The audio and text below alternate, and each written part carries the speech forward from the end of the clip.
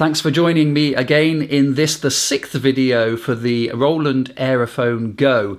In this video, we're going to look at the Roland Aerophone GO Plus app.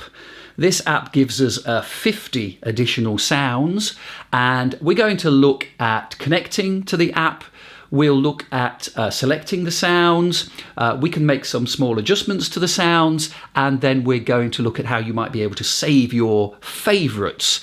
If you haven't looked at those earlier videos in my series, I suggest you do that first because it'd be very useful before you get onto this video. And of course, as always, I'm really grateful if you can subscribe to my channel. Let's get into this video. Let's just look at connections first. So the easiest way probably is to connect by Bluetooth. We did cover this in an earlier video, but I'll just go over it again now. So on the switch on the Aerophone GO, on the power switch, we're going to move it all the way over to the Bluetooth position. And then on the app, you'll be able to click on Connect with a different Aerophone GO. If you then select the orange bar right across the bottom of the app called Bluetooth MIDI devices, you'll get a list of your devices pop up then. Now, sometimes that list will pop up straight away, which is more convenient, but that's the way you should do it if this list doesn't come up. You'll see that there's a highlighted one there because I've already switched on my Aerophone GO, and I just connect to that Aerophone 05 as it is officially on this list, and it says connected. Connected to Aerophone GO, press OK. Now, just in the next step here, you'll see when you press on the tones button across the bottom of the screen that it will say currently connected by Bluetooth, okay? Try USB connection if the sound is heard with latency. Let's just make sure we all know what that means. When the sound is being controlled by Bluetooth, there can be occasions when there can be a little bit of a delay. Sometimes on certain devices, there might be a delay.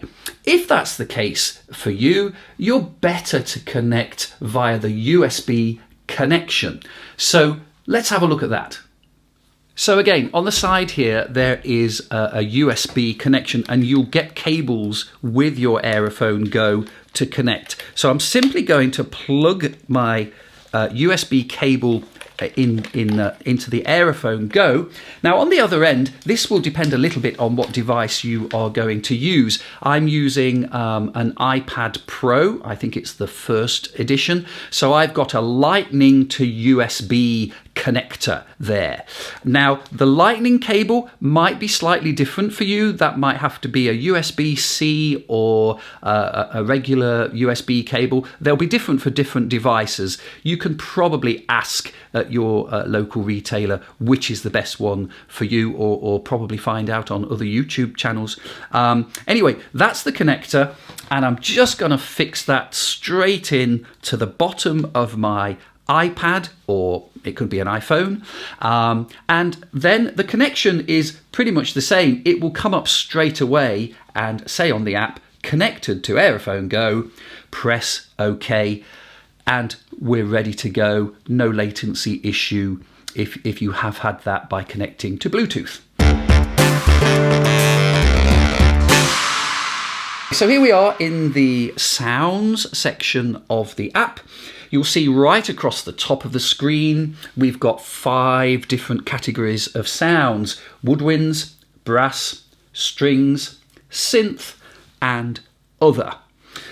And this is a really simple app to use because we just select our category, and then we can go ahead and touch on the name of the sound that we want to select. So there, I've just selected the recorder sound. If I want to go to brass, touch brass at the top, then here I am on the trombone sound. So it's really straightforward. And let's have a listen to a few of these sounds. The Aerophone GO has got 11 built-in sounds, of course, but as I say, we've got 50 additional sounds here. So I thought I'd show you some of the additional sounds rather than the sounds that are already on the Aerophone GO. For instance, here's a nice oboe.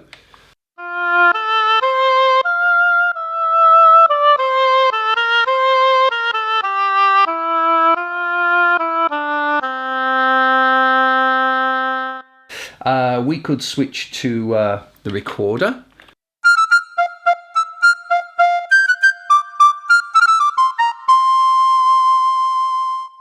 Moving on to the brass section, we've got trombone.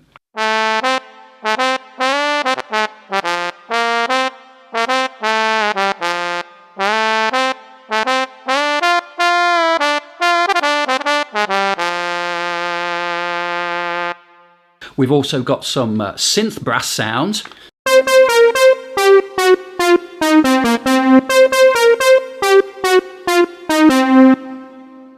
Moving on to string and voice sounds. Here we've got a full string sound.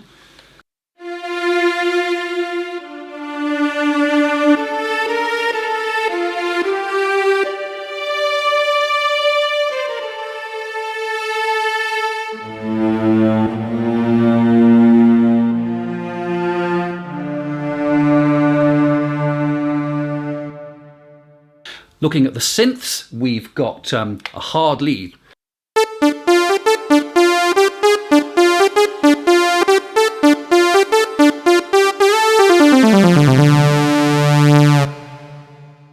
And in the other section, we've got a nice harmonica, for instance.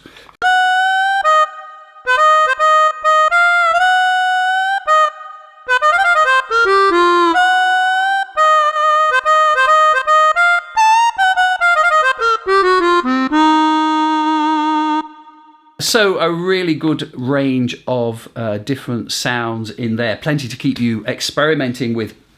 I want to show you a little trick though with some of the sounds. We've got some more kind of percussive sounds on the app, things like steel drums and drum kit. I'm going to make a small change in the settings because sometimes you can get a slightly better result out of making this small change on those particular sounds. If you tap on MIDI and scroll down to the bottom where it says velocity. Now this I believe is an issue that basically some sounds work better with a set velocity. Velocity is how hard the note is struck, if you like, at the beginning of the sound of the note. Now on some sounds, like the percussive sounds, you're better to set the velocity to variable. So if you click on the velocity and go to the very top of that and select variable, you'll get some more different tones coming out of some of these sounds. So now let me show you on the drum set, for instance.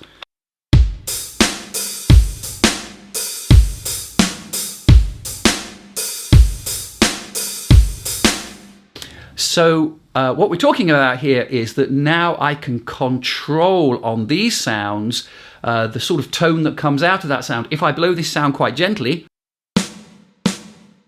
if I push a bit harder,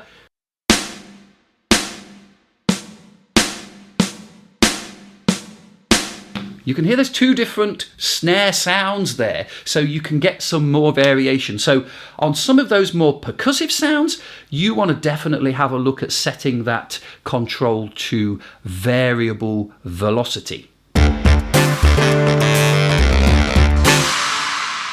There are some changes that you can make to the sounds as well and save those settings. I'm looking here on the other section. I really like this synth bass sound.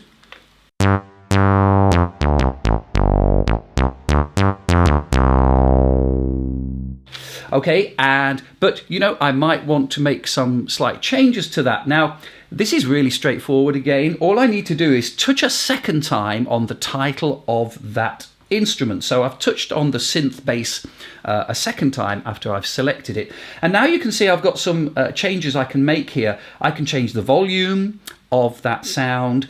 I can change the attack. So if I want to make a slower attack to the sound,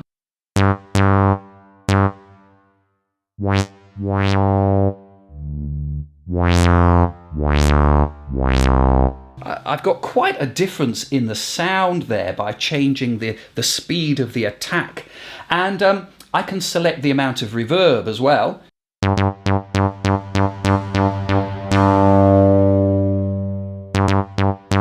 And once you've got it how you'd like it, the app remembers those settings. So that's really useful.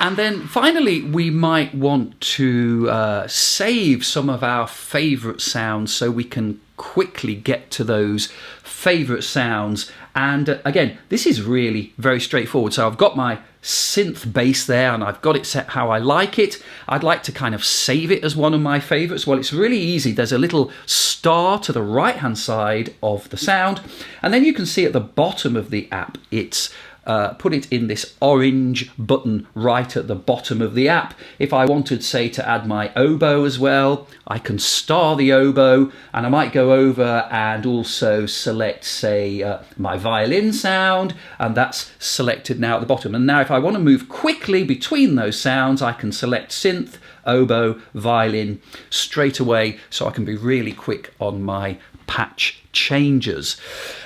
So that's a really quick look at the Roland app. This is the first section of the Roland app. There's so much more for us to look at here.